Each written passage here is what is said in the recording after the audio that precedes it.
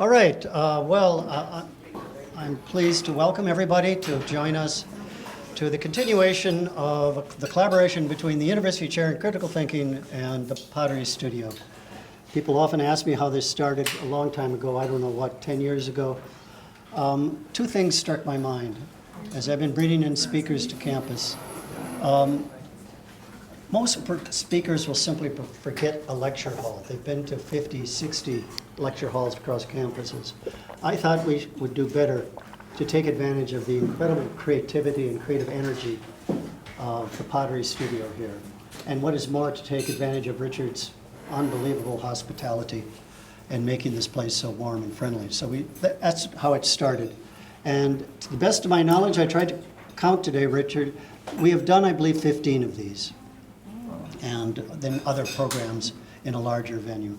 There's also an ethnic history to them. As many of us here knew so well, Sister Coleman O'Connell.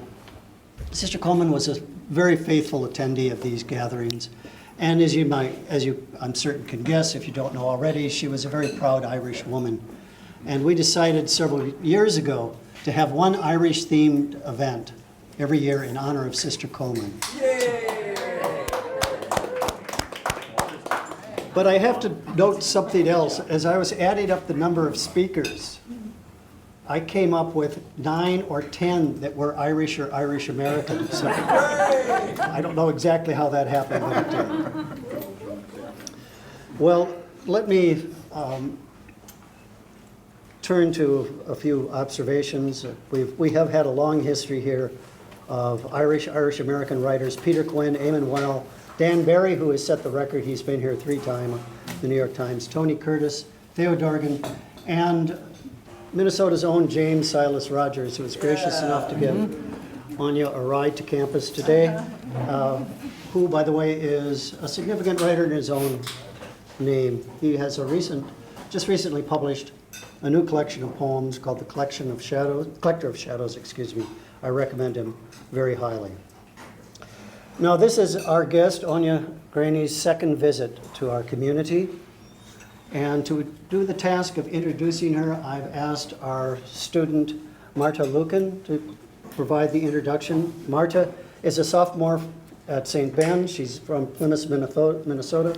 She's majoring in English and secondary education. She plans to teach English in high school.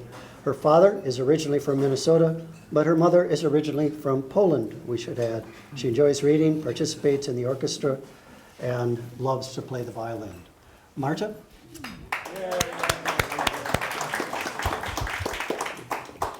I'm so excited to introduce Áine Greaney tonight from the Boston North Shore, I believe. This is Áine's second time on campus.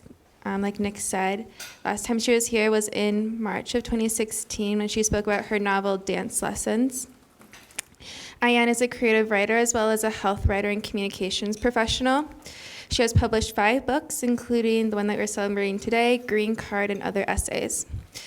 In this book, Áine documents her experience from immigrating to the United States from County Mayo, Ireland. Her writing speaks so much truth for so many Americans coming to the United States. When I read her stories, I was reminded of my own mother's immigration journey from Poland. Áine is a winner of many awards, including the Hennessy Award for New Irish Writing, the Fish Anthology, the Rubery International Book Award, the Frank O'Connor Award, the Irish News Short Story Award, and Indie Lit 2011. Her book, Green Card and Other Essays, was cited in Notable Best Essays of 2013, and her essay, Sanctuary, was nominated for a Pushcart Prize. Please help me in welcoming Áine Greaney. Thank you. Thank you for coming. Thank you very much. I'm hoping everybody can hear me. That's great. It's lovely to be here. I didn't realize it was that long since I was here last, Nick. I almost feel like I came home, when I arrived on campus this afternoon. Some things I had misremembered, like the distance between things and the size of the campus and all of that. But you don't misremember the welcome. That's something you don't misremember. So it's lovely to be back. Thank you so much, Nick, for inviting me back, for having me. Thanks to my taxi driver extraordinaire here, Jim, author, who also very kindly reviewed my book.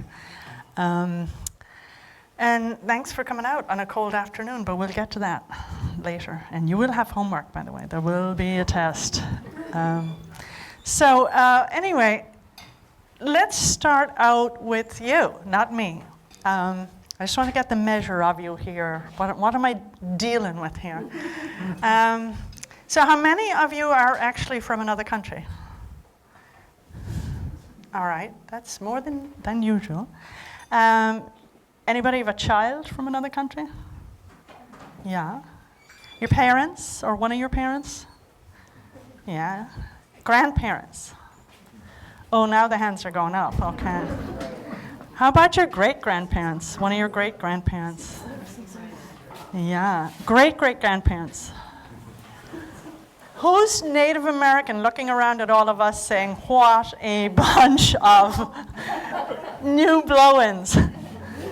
No? Okay.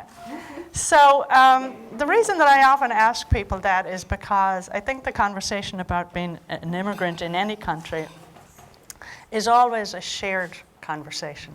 You know, it's always a chat about our respective places that we've come from. And there's always a story, you know, with that story. The story itself bears a story. So I won't give you all a quiz, but now that you've kind of identified your own immigrant backgrounds and who came here to this country in your family, you know, just bear this in mind. Keep this in mind that if you were to take a selfie of yourself now, you know, or if there were a camcorder in your home, you know, when you go home tonight, when you leave here and you go home tonight, you know, what part of that immigrant ancestor is still there with you? You know, what part is in you and in it, how you live your life, how you see your life, how you've raised your children, how you interact with other people. I've been doing a number of book events after the release of this book. Not that many, because I can't fit them in. I'm not that, you know, I'm busy. And I don't get invited, frankly, which is fine. I'm not that busy. What's been really gratifying and lovely when I do them is that, number one, and you know, I should have known this, shame on me. I've been, what's this? I came in the end of '86 and this is 2000. So I've almost been 33 years in the United States. I came when I was 4. A stowaway. But anyway, well, what's been the big surprise for me is that people in real time, in current time now, in the 21st century, you know, still identify themselves in that way. Like it's a living story for them, or at least the audiences who've come out to listen to me. You know, it's a living story for them, and it informs their current lives. And I should have known that, to be honest, but I didn't. I guess I thought it was, you know, when you're not born and raised in this country, you sort of see all these, you know, American-born and raised people who are citizens by birth, not by naturalization, and it doesn't kind of occur to you. And really, I mean, mea culpa, it doesn't really occur to you that their immigrant heritage, their own family's immigration, really does inform how they've raised their kids, how they live their lives, and that it's so central to their identity. So that's been the big, lovely takeaway for me. You know, just lovely. I mean, when I say it's been great, it's been really great. So I have notes because I didn't come here when I was 4, so I'm at that age where I need notes. Often when I give a talk like this, I like to bring another writer into the room, and I'm going to bring 2 today in a kind of a benediction, if you will. We'll start out with Sue Miller, the novelist. You read some Sue Millers? Yeah? Yeah, I'm a fan. And this one is in the book itself. It's kind of the opening quote. It made me think of the borders we all cross, the distances we've all come from what feels like home. Who lives at home in America now? And we'll close with an Irish writer, but we'll get to that. So then the other, I told you there'd be homework, didn't I tell you that? So the first homework is think of if you took a selfie or if you had a camcorder in your home, you know, what part of the person who came here many years ago in some cases in your family, what part of them are you wearing now? And then your other homework is, on that subject of what Sue Miller talks about what feels like home. If you're stuck in the airport because your flight's been cancelled, or you're in that hotel from hell, we've all been in one. I can think of one in Manhattan. And you just feel so discombobulated, and you feel so uncomfortable, and so just, so displaced.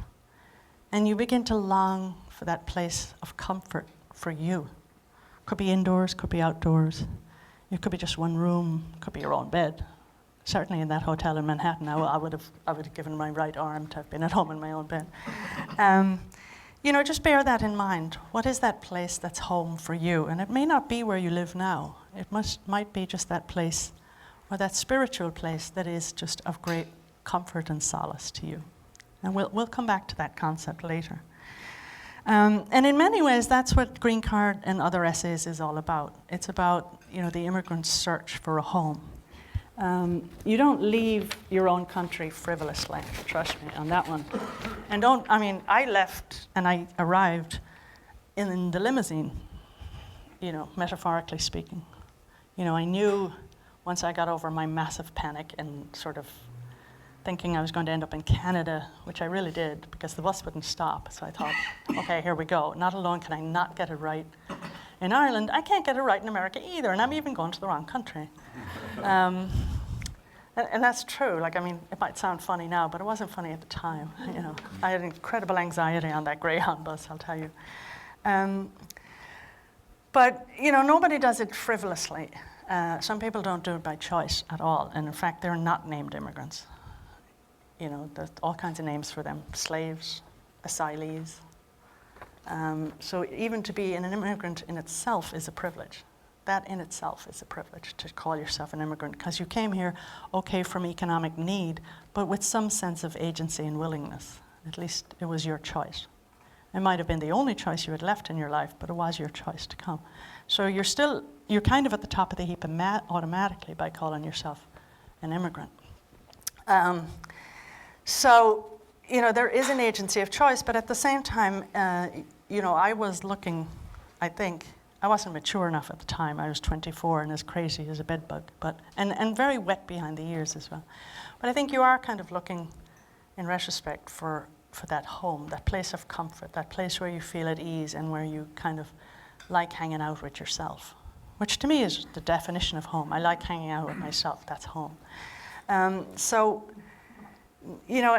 book really is about that. It's about that search for home, and it's about immigration from three kind of facets of immigration, the three parts of immigration, which is the physical journey, how you came here, how you landed, just getting here, being able to afford the ticket. That in itself was huge. And then there's the legal journey, from then to now. I became a US citizen. Since I was here last, actually, I became a naturalized citizen right before the last presidential election. There's no cause and effect there.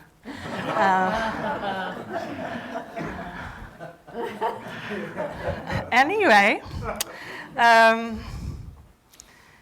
and then there's the kind of, what John Welch, the British journalist whose memoir I loved, what he called the existential journey. There's that kind of soul journey of, it's not really about being in one place or the other place in some ways. It's really about being in your place, that the person you are now compared to the person you were when you were in your home country, where you knew every Tom, Dick, and Harry all over the whole parish. And they knew you, and their fathers knew your father, and then their grandmother used to know your grandmother, and their great-grandmother knew their great-grandmother, and they could tell every perch of land, every square 3 inches of land, and who had owned it, and how you got the land, and did the landlord give it to you, or did you not, or did you get screwed out of that land because you had been you had been on the wrong side of the Civil War, and therefore you didn't get that square footage of land. So it's the journey from that to where you knew nobody at all, really, and that's what I like to call the kind of existential journey. So again, immigration to me, now to another person it might be totally different, but to me it is that three-pronged journey. The physical journey, the legal journey, which is a long and expensive one. And that's for me, who's white and speaks English on good days. And then there's the spiritual journey as well. So that's kind of what the book's about. It's a collection of essays. They're very short essays. Some people have asked me, like, why'd you do essays instead of a full book-length memoir? It's partly because the essays had been published elsewhere in different journals. And it occurred to me, well, they've been published in all these different places, why not bring them together? And then it was a chore when you brought them together, because now they're going to live together. It's kind of like having children in all different boarding schools, but now they're home for Christmas together. So now now they're a family. Now we have to figure out how they're going to get along with each other, and how there's going to be a kind of a narrative arc in the collection as a whole. The leaving Ireland to the journey, those 3 journeys that I talked about.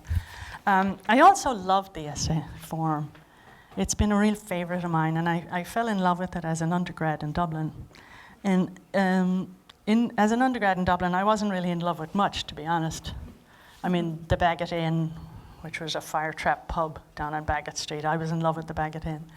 I was in love with, loud concerts and house parties that I had no business as a young girl up from Mayo being at, no business at all. But outside of that, I was kind of just one of those party animal students. Don't do that if you're here in college. Don't waste your college days doing that. Honestly, it's a waste. It's a waste of everybody's time, money, and brain power. But anyway, I did learn things along the way. But I actually remember just kind of suddenly the light going off in my head. And we had been assigned the essays of Addison Steele, the old British essayists. And it was light bulb goes off. And we'd been doing Yeats and the whole kit and caboodle, Sean O'Casey, the playwright. And we had been doing, welcome. We had been doing Chaucer and the whole, I was an English major. And it was all, lovely. Like, how can I kind of slither through this class and go home without my parents losing their minds because I failed my exams. But when we were assigned these old British essays on the curriculum, suddenly Áine was interested and staying out of the pub. That's kind of the measure, really, of when a Dublin student is engaged. And I loved everything about it. I loved the fact that, there was an intellectual part to the essay. There was an emotional part, not great with old British men writing the essays, wasn't heavy on emotion, but there was just something that made the light go off, and I still love essays. I read an awful lot of essays. So it was kind of a natural genre for me to get into. And I won't carry on too much about that because, honestly, if you let me ramble on about essays, I could be rambling on here for 3 days. I just love to talk about this form. I love to teach it. I really could go on and on and on. But basically, the essay is a story about yourself. The personal first-person essay is a story that happened to you. But it's not an anecdote. Any of us could go and hear an anecdote anywhere right now. It's the story, the personal story, with the universal significance or meaning. So it's the writing, it's the personal story that's building a bridge between you and the reader because it has some universal significance to it. I kept the essays short on purpose for a number of reasons. Some of the publications I originally wrote them for, had a certain word count. And then the other thing that people have asked me is like, wait a minute, you're even barely an immigrant, really. You sound American, you work in an American organization, you whatever, and you're 33 years here. Like, why write now? Like, why didn't you write it back when it was all fresh and new, and you were actually going through the new immigrant, challenges? And I don't really have an answer for that. Number one, I was too busy earning a living, to be honest, and patching together crazy jobs, none of which made any sense. Like, they didn't match each other, my jobs. And, they didn't pay very well, And I think that was one reason. And then the other thing is that you're kind of, when you come here first, or I'll speak for myself, maybe other people are better at it than me, but you're in such a fight or flight mode. And everything is so new. Like, you're really on that Japanese bullet train, kind of flying through this landscape, and you're seeing a lot. Like, everything's new. You know, the blue sky in winter is new. The cold weather is very new. The snow is really new. The accents are new. The voices are new. The food in restaurants is very new. I can't tell you how many young waiters brought me Michelob every time I ordered a glass of milk. You know, I mean, I know it's a little country bumpkinish, but I used to like a glass of milk with my sandwich. And I'd say, you know, I'll have the turkey sandwich and a glass of milk, please. And along would come the bottle of Michelob. You know, so like everything is new. And I think in the beginning, you really are that person on the bullet train. You're kind of like, I'm seeing everything, and it's really kind of interesting, but it's all kind of mushing in together, and it's so much that I can't stand back from it and analyze it. I can't think about it, you know, as an event in my life, or as a narrative, as a story. And the other thing that, you know, I'm kind of jumping ahead here, but the other thing as well is that just what we talked about in the beginning is that, and this never occurred to me before, but you're kind of living out, you're trying to live in real time your own story of hopping from low-wage job to low-wage job and lying to the last boss as to why you're leaving. You know, in my case, I went back to graduate school after 10 years, so, you know, I was holding down college stuff and then also working these crazy jobs, you know, waitress and diner, front office desk, you know, like crazy, honestly. So you're kind of busy doing that. So you have that kind of short-term narrative, like, oh my God, I had a terrible day today. You know, I brought the wrong eggs to the wrong table, and she had a fit, and then I spilt the cranberry juice on them. You know, you have that narrative. But I think playing out somewhere in your head as well is the inherited narrative. You know, because all my great aunts immigrated here on my grandmother's side, except for her. Like, she was the one who stayed home. And then, you know, I had two uncles, as nearly every family in the west of Ireland had this history of immigration. You know, some families more than ours. I had two uncles who left for England in the 50s, which every house in Mayo had men who left for England in the 50s. You know, they built the roads of Britain and the buildings. And, you know, my Uncle Billy lied shamelessly about his age, that he was of working, employable age. He was not. And he left because he had a shop low-wage job in our local town where something had gone south. I don't know if it's probably about a woman known Uncle Billy, but so he just, like, suddenly he's on the boat to England and he's gone and he's lying about his age. But you inherit this narrative of, if you leave your own country, the new country has to be the success story, right? You know, those of you who remember the stories of your grandparents or your parents or whatever, there's this kind of tape playing in your head that's saying it's a trajectory from, okay, it didn't work out at home, but this trip has to work, and it has to have a beginning, middle, and end. And the end has to be, I'm doing great now. You know, like, that's the denouement of the story. I'm doing brilliant now. You know, I'm rich, I have money, I have a nice house, and I'm doing brilliant. And it was worth leaving you all behind, you poor slackers back there in Ireland, to be, look at me now. You know, like, that's the narrative. And it's a kind of a damaging narrative in a way, and I'm working on an essay about this now as we speak. It's in draft form, but so you're kind of living out, you know, the historic narrative that has been handed down to you by your family, and you know, the history of your area that you live in, and then you're trying to live out your own as well in modern 20th century America. You know, you're trying to live out the stories about the diner waitressing and the Irish pub and the front desk jobs I've had and whatnot. So it's a kind of an odd thing to do. And the essay seemed to lend itself to that. And that fusion of the two narratives and the confusion of the two narratives, you can't write about that in real time. It's impossible, you know. And you know, there are many unbelievably good immigrant writers in the United States. Like, I mean, really, they're jaw-droppingly good. And I tend to read an awful lot of immigrant writers from all countries. But you'll notice something about them. They're all here a while before they start writing about that experience. They may be writing, I mean, I can think of some fairly new immigrants who were writing stories set in their own home countries. Wonderful stories, amazing. But in terms of writing about their own experience, there's often a time lapse between when it happened and when they're sitting down to write about it. You know, and we all do that. Like, who has clarity or wisdom in real time? We don't. You only have the perception, the depth, the perspective on it after it's all over, really, in a way. You know, so that's a really long way of saying that's why I wrote essays and not a memoir. So back to that concept of the journey.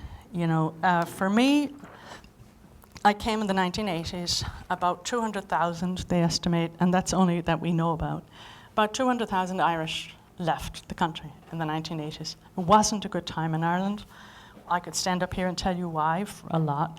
There was a lot of coalition governments, you know, where neither party would win an election. So then parties that had been at each other's throats, political parties, would then be in this coalition government, where, you know, it was kind of like one of those cartoons that you see where they're bumbling and tripping over each other, you know, and it's slapstick kind of Laurel and Hardy kind of stuff. That was the government, you know, because it was like putting two fighting cats in together in a nest and ask them, now run a country, you know.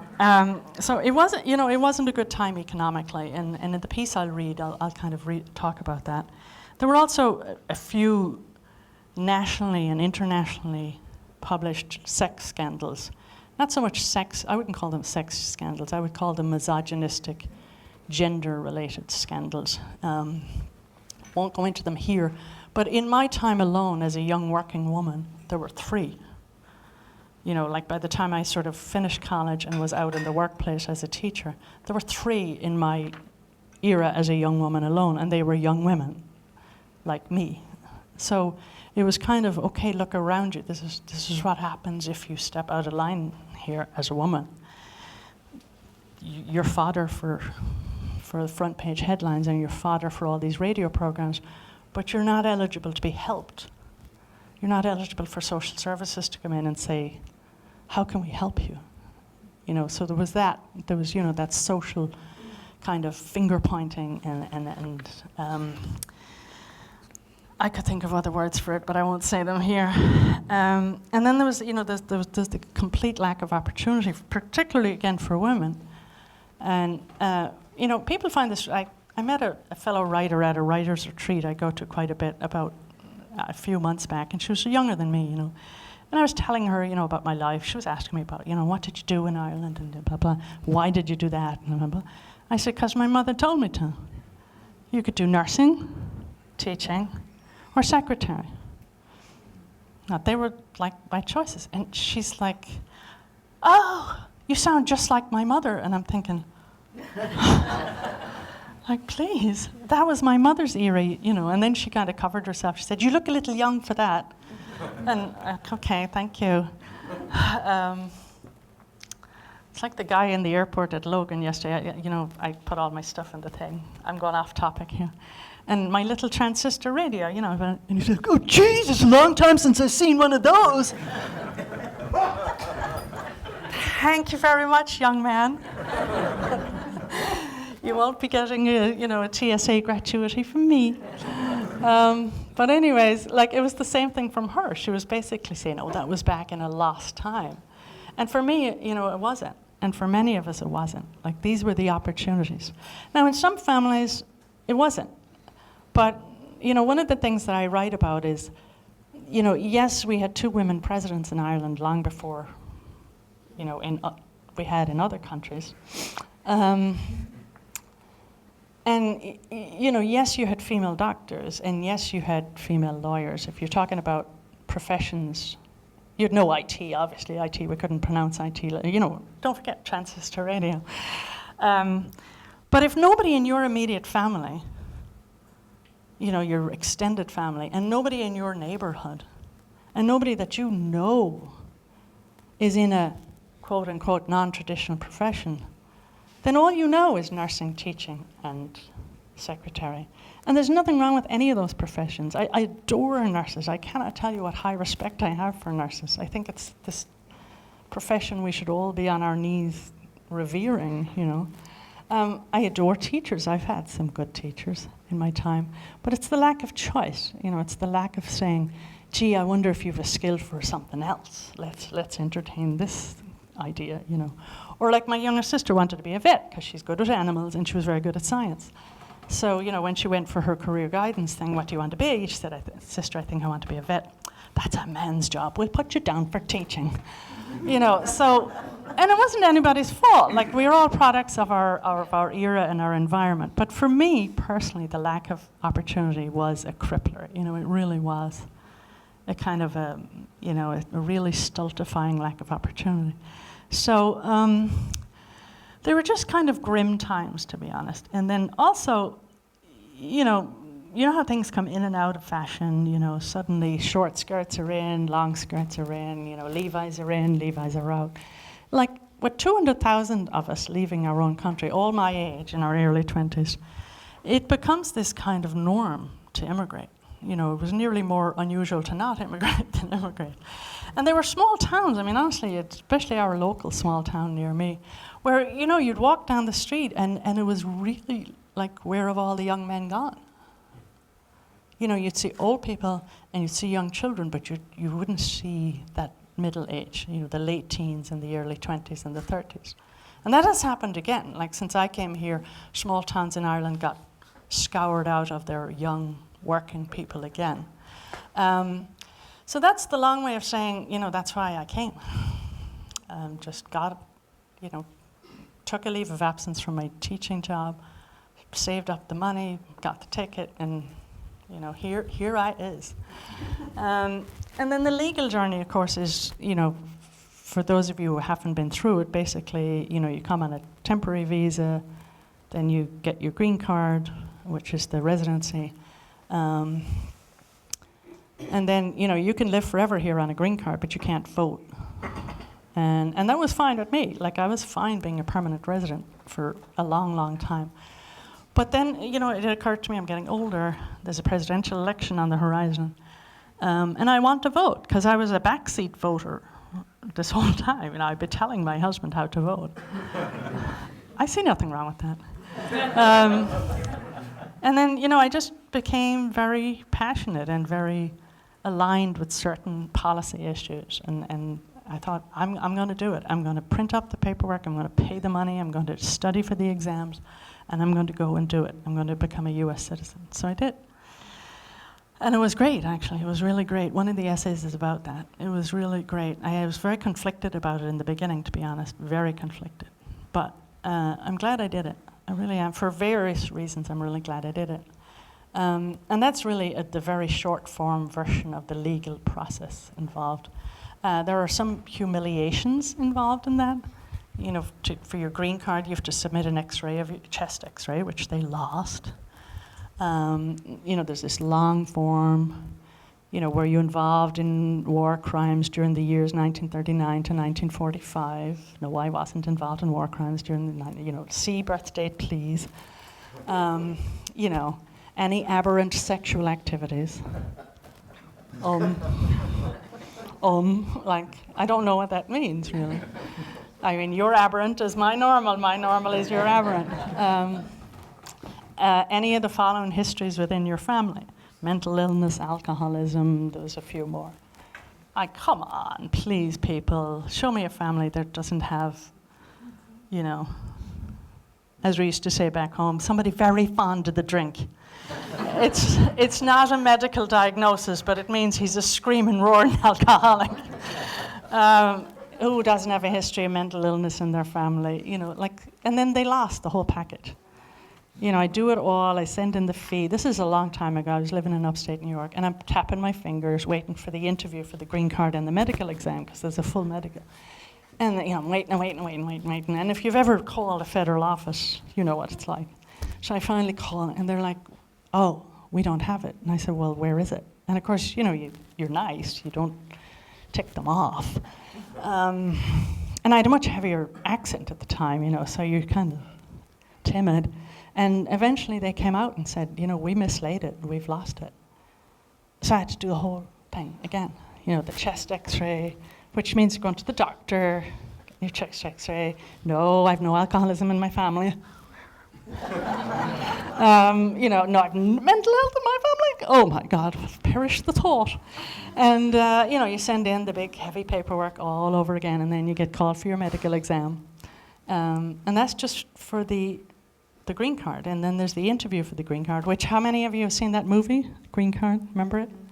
It is so accurate. It really is accurate. And, I won't moan here, but I really did get asked, how many children are you planning on smuggling in here? Like, I don't have any children. So there's a humiliation to it. There's a less than human aspect to it. Now, it's improved a lot, I have to be fair. I think somebody gave them some internal employee training, because it's improved a lot, because the citizenship process was much easier and much more respectful. Because it wasn't respectful, I'll tell you that right now. It just wasn't respectful. And my wedding was brought under the microscope, and she's coming across a desk at me. This woman from upstate New York in my, coming across the desk saying, I'm thumping the desk. I find it very hard to believe that you married a man. And I'm thinking, he's out in the waiting room. How do we move this on? He's after working all day. So there is a humiliation part to it. But you tough it out because you want to, be with the man in the waiting room. And that's kind of the legal part of it. And, we could blather on about that as well. The citizenship, by comparison, like I say, even though you study for it, it is easier. And I was a bit of a jerk about that, too. I know you're shocked, right? I was having my eyes tested, and the ophthalmologist was from India. And we were talking and everything, and he had just become a citizen. So what do you do when you're back in the chair? You hit him up for the answers. Why would you not, right? I'm paying my copay. You study for 100 questions, and then you get 6 answers or questions, but you don't know which 6 you'll get out of the 100. Your history, civics, and English. And my boss, I'm a communications person. My boss said, you failed this English exam. We need to talk. We really need to talk. But anyway, I went to the ceremony. There were 80 other people there. It was wonderful. The ceremony was beautiful. It was really, truly beautiful. So that's the legal part. And then we're on to what I talked about, the sort of existential part, the changes in you. What changes in you, which you would change anyway, no matter where you stayed or lived. Like that 33 years, you're going to be a different person. You're not the same person you were 33 years ago, right? But there are certain changes that I think immigration kind of kickstart. And the Irish writer Colin McCann said, in one TV interview, he said, immigration is a form of wounding oneself. And in some ways, he's right. Now, I don't think he's 100% right, but there is a wounding part to it, no question about that. And it's not as simplistic as you might think. It's not just the loneliness or the homesickness or the displacement or whatever, but there's a kind of a spiritual wounding in it, I believe. Now again, I'm only talking, it's all about me. I'm only talking about me. But I thought he put it really well, that there's so much loss in it. There's an enormous amount of loss in it. And it's only when you're that many years in that you see the loss and what you've done with that loss and what you've made of the loss. And, by coming here, did you know what you were coming for? And did you get what you were coming for? Regardless of the great-grandparents' narratives and the uncles' narratives about going off to another country to do well, you have to kind of recreate that historical narrative for yourself. Did you do well? In an inner sort of soul kind of way. So that's, for me, was kind of the spiritual journey. So again, it's that immigration journey on 3 strands. So I'll wrap it up. I'll read a short little piece, and then I want to hear from you. And I told you I would kind of close by bringing another author into the room, Josephine Hart, she's dead. She died not that long ago, actually. She was a British author. Well, you know what? She cast herself as a British author, but she wasn't. She was from Mullingar, County Westmeath.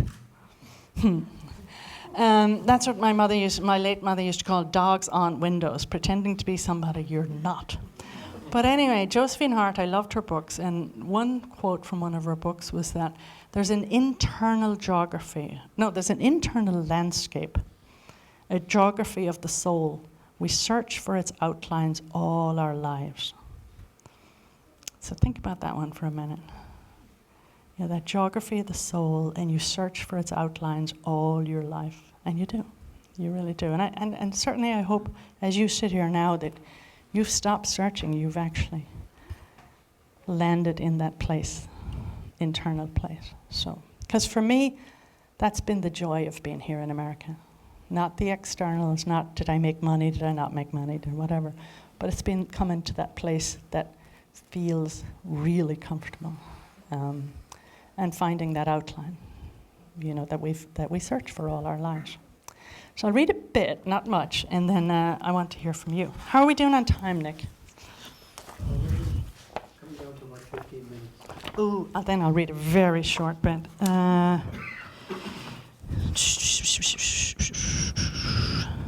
right, I'll just read a little bit. I remember I told you I was a teacher. I went to college to be a teacher. Not a great teacher, I have to admit. It was not, the career for me. I didn't shine. So, most of us fleeing 1980s Ireland were either out of work or grossly underemployed in a nation where, in some small towns, the unemployment rate hit 20%. 4 years before my November visa day, I had graduated from my Dublin college as a parochial school teacher, a career choice that had never really been mine, and that would, as it turned out, lead me into some dark cul-de-sacs of the mind and the heart. Post-graduation, I had worked for 4 years in a ramshackle parochial school in the Irish Midlands.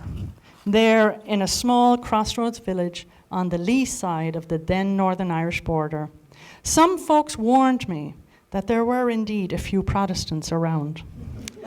But, as one of my colleagues, who, by the way, taught young children, as she put it, you always know one of them because they have a yellow kind of a tinge to their faces. We didn't have diversity on the curriculum. The school blackboards were turned green with age, and in my mixed grade classroom in an island nation, some of my little students had never seen the ocean, which was just over an hour away in County Sligo.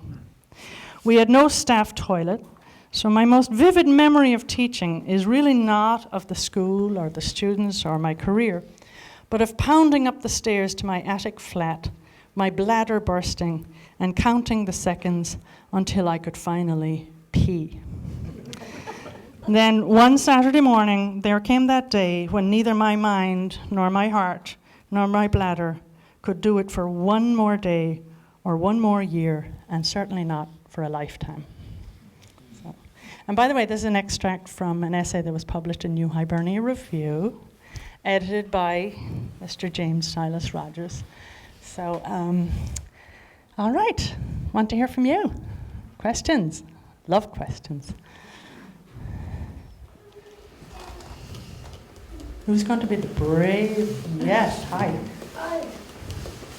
My family comes from the west of Mayo, Oh, really? and my family history is littered with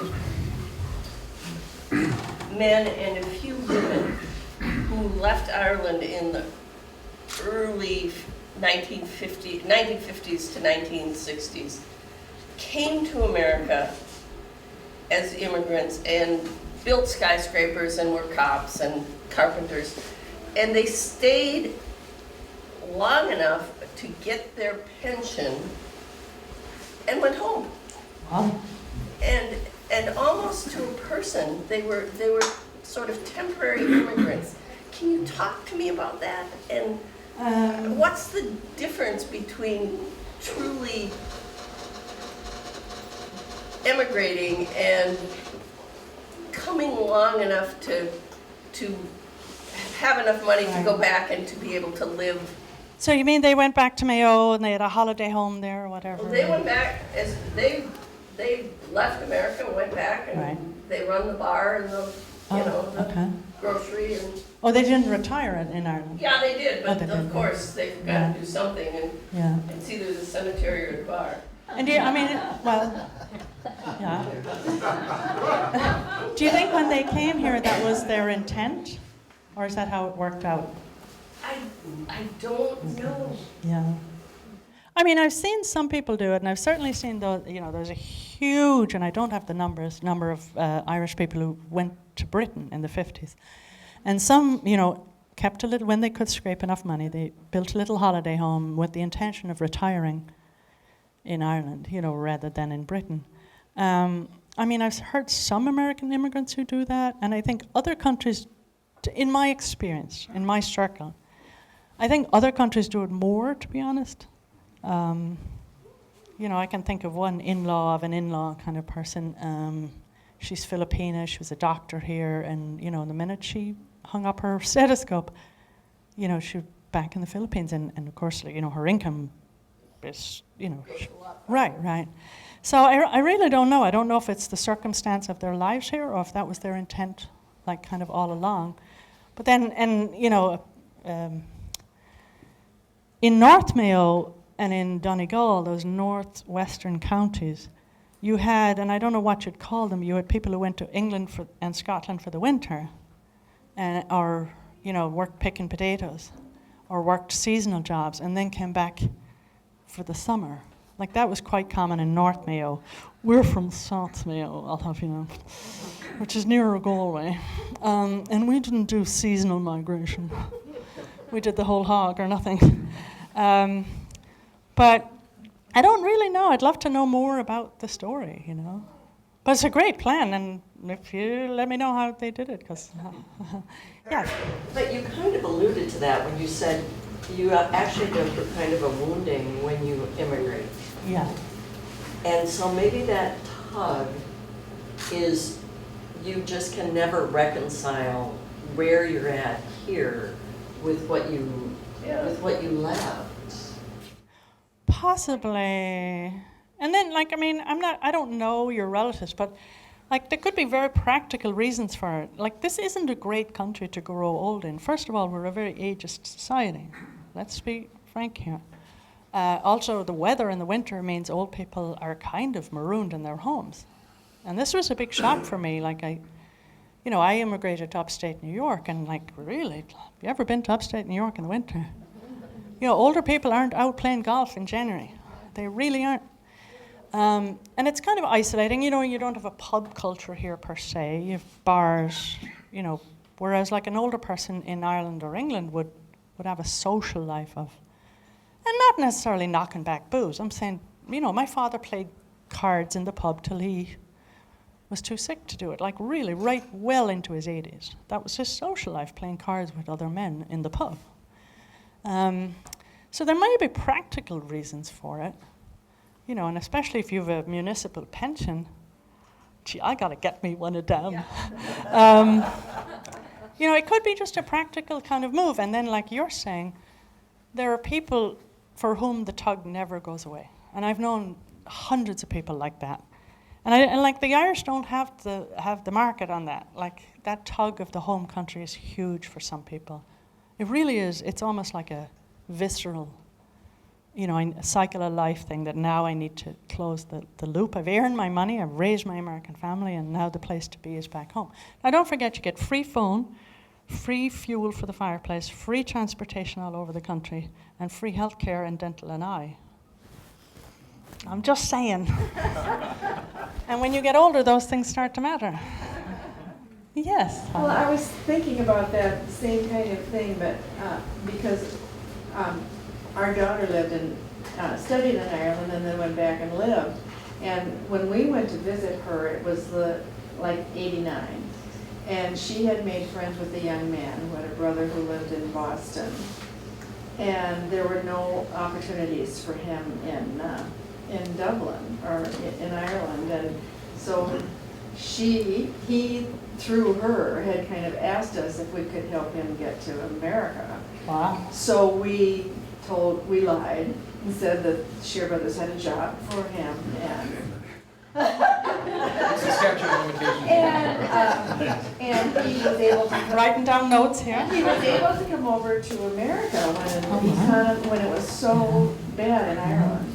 And she just, not too long ago, kind of heard about him or reconnected. And he came over and was very successful financially, did very, very well. Then he's, now that the economy is stronger in Ireland, He's gone back. he's gone back. But I think part of it is maybe he didn't marry here, and, you know, the tie was, the pull was stronger because of family, and Yeah. I don't know, maybe he had, friends that he wanted to be with over there. I think you're right, and if you have a family here, like this is what I read, like I'm on a lot of Irish Abroad kind of publication. And I think if you have a family here, you want your kids to play with their cousins and know their cousins. And then if your parents, your own at-home parents, are relatively young and healthy, you want your kids to know their grandparents. Right. And these grandparents now are very hands-on and involved. Like in my day, they weren't. You know, grandparents were kind of, I did my thing, you do yours. But, you know, I see the grandparents are very hands-on in the child raising now because you have a younger, healthier grandparent. So it could be, you know, that, like you say, that family tie, and that you want your own American-born family to know their, Right. you know. So it depends on the person, I think. Yes. I'm going to take a strange perspective here, but if you We take- love strange perspectives. Okay, good. That's what higher education's all about, is strange perspectives. That's why they brought me here. If you take the loose definition, people emigrate because there's something not good in their life, you know. And your book enumerates a number of things, and we can read the news and think of all kinds of reasons why people emigrate, particularly come to the United States. But and when the people raise their hands in here, it was basically there's maybe one or two exceptions. There's no people that are immigrants in the room to this country other than you and a couple other people. Yeah. But I'm gonna suggest that we all have some type of immigrant heart, and it's kind of immigrant light. And whether it's people in Minnesota that get away from the real life for a weekend to go up to a cabin up north, or people that take vacations in the wintertime to get away from the cold weather, or people that just like to travel to other countries and experience a little bit of different life. So in a sense, I'm thinking we all have some sense of an immigrant heart inside of us, and there's reasons why we want to experience something than our normal life occasionally. Right, yeah, I'd have to give that a lot of thought, but it rings kind of true. And I know Willie Nelson, the great philosopher, and I loved his biography. If you haven't read Willie Nelson's biography, like he said something along those lines on the PBS. I'm sure you saw the PBS series, you know, about that kind of bandit heart. Like a lot of us have inherited that kind of, he said it better than me because he's a philosopher and I'm not.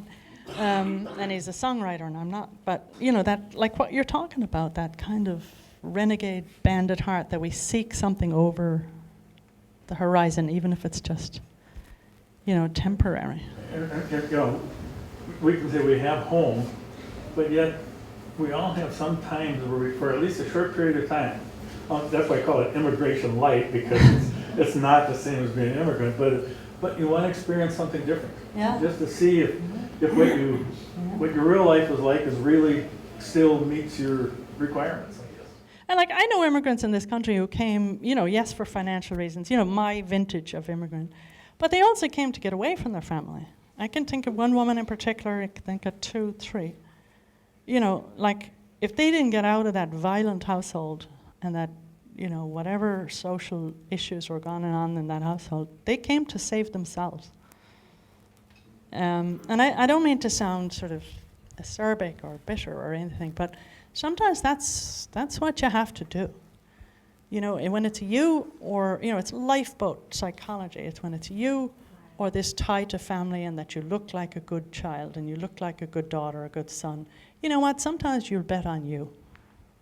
And I think I bring this out in my book, like not every immigrant is an economic immigrant. Sometimes you're coming to get away from a violent partner or a very, very less than perfect family, and I'm saying that lightly. And I can think of one woman in particular, you know, who's very frank about it, that if I didn't get out of that house in Dublin, it was me or them, and I had had enough of them.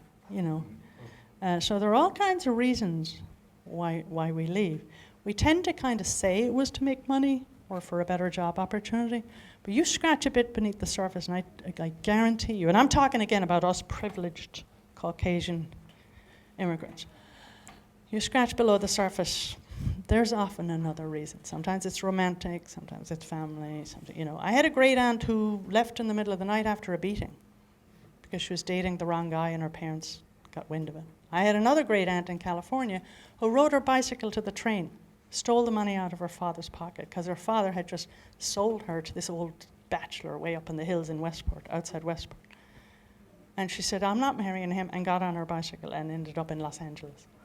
Like, this is a true story. So you leave because you don't want to marry that 60-year-old guy who's widowed and you're only 18 and you're beautiful, you're really pretty. And you've just been sold in the pub to cover some family debts. You know, this is a true story. She since died, obviously, but her daughter died as well, and her daughter wrote down this history, thank God. Yes, Jim.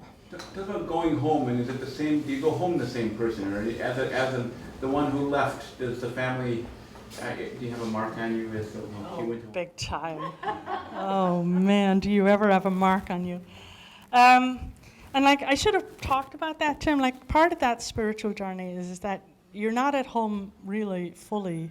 You remember the Sue Miller quote about who feels at home in America now? You're really not at home in either country. And when you go back, and you start questioning the whole concept of a country, obviously. I mean, what is it? It's a very arbitrary border. And, you know, on the Canadian border, there are villages that, and the same with the Northern Irish border. You know, we're learning this now with Brexit. There are people living in a town that, you know, you went and got the newspaper in Southern Ireland, and then you went, stopped and got your beer, and, you know. So that the notion of country is arbitrary by itself. But going home now, yes, I am an official Yank. So delighted. They think I sound very American. They think I'm a bit kind of behind. This is only the feedback I get, you know. I've had my sister say to me, do you actually live in America at all? Because I wasn't watching, what do you call that program? The Sopranos. She mentioned The Sopranos, and I said, the who? And she said, The Sopranos. And I said, is that a film? Or she said, do you actually live in America? And I'm always kind of, you know, I'm like underdressed when I go there. You know, I don't look as glittery or as glamorous, you know. And I'm quieter too. You know, I have a very soft voice. I mean, thank God for this microphone. And you know, with consumer, like, because the Irish economy now has bounced back from the recession, and you know, so you feel you're in this kind of hyper-consumerist country now. Not everywhere, but broadly speaking, like being at a family wedding now is like, I can't follow what they're saying for starters because they're talking so fast, and the hen's going. And that's not an Irish thing. That's just, you know, which cousin has done better than the other, and whose child got into a better university. So they're going so fast that I'm just sitting there, kind of this pokey little cousin in the corner, no makeup, the simple dress, kind of like, you know, really, these are first world problems, and everybody chill out and get a life. That's what's going on in my head. But then I suppose that's not that different from before I left, you know. And you know, you don't feel at home, to be honest. You know, I love my brothers and sisters. I really love my little nieces. I adore them. And all they know is like, oh, Aunt Áine lives in America, and that's where Disney is. You know. But yeah, you don't feel that comfortable there, to be honest. My brother has taken over the family farm with his wife and their young daughter, who's a love. Oh, she's just a little doll. And she just had a birthday. And they've, you know, rehabbed the house, so it doesn't look like the house I grew up in. And it's lovely. And it's lovely to be able to be in your childhood home, and that it didn't leave the family, and that the farm didn't leave the family. But do I feel at home there? Not really, to be honest. You know, it's too busy for me. Ireland is too busy for me. You know, I live in a small seaside town north of Boston, and that's peaceful and quiet. And you have the license, it's going back to that sort of soul part. In in your own life, for better or worse, what you've created, you have the license to say, no, that busy party isn't for me. I'm going to sit home and read a book. Do you know what I mean? So you have the license to be in your own space. Whereas, you know, when you go back on the big transatlantic visit, you've got to be on, you know, and none of us are on all the time. But I hope that's not too long an answer to a short question, Jen. Yes, in the back. Would you be naturalized if you're not married? It would depend on how. Did everybody hear the question? No. Would I be naturalized if I weren't married? It would depend on. You can be naturalized if you've had a green card. You've been. It's for you. You say you have. Well, would I have chosen to be I see what you're asking. Would I have chosen to become a naturalized citizen if I weren't married? If I were alone, I think, frankly, given what happened in the last election, yes. Because I was afraid. Now, I don't want to talk about politics here, but I was very afraid. Afraid of being deported. Yes, I was afraid of kind of the life that you've built, for better or worse. It may not fit that old immigrant narrative of, oh, look at that, our Áine did great in America. But for better or worse, it's your life that you've built. And I had these nightmares of it all going away. And I still do, to be honest. I've had them for 30 years. I would wake up from this dream that it was all gone for some reason. Even though I was a legal permanent resident here, I did want to vote. So even if I had been single and not married to an American-born citizen, it came time for me to vote because I was stoked and ready to vote. On various things, you know, our local city council, all kinds of issues. I was ready, big time. So yeah, I think in answer to your question, yes, I would have become naturalized. Yeah, but that's a caveat that Ireland allows you to have dual citizenship. Now, if I had been like other immigrants and you had to choose between, like my ophthalmologist, now he has to get a visa to go back and see his family in India. At least this is what he told me. So if I had to choose one citizenship or the other citizenship, I don't know. I don't know what answer I would have for you, because I might be like your relatives. I'm not getting any younger. And I might be economically forced to reverse migrate. I don't know that. And I would have hated to have closed that door on myself and not get my free phone. I'm serious. You know. Well, are we good? We're wrapping it up? You've been very generous of your time. Oh, no problem. Pardon? I'm happy to talk to any of you on one-on-one. Okay.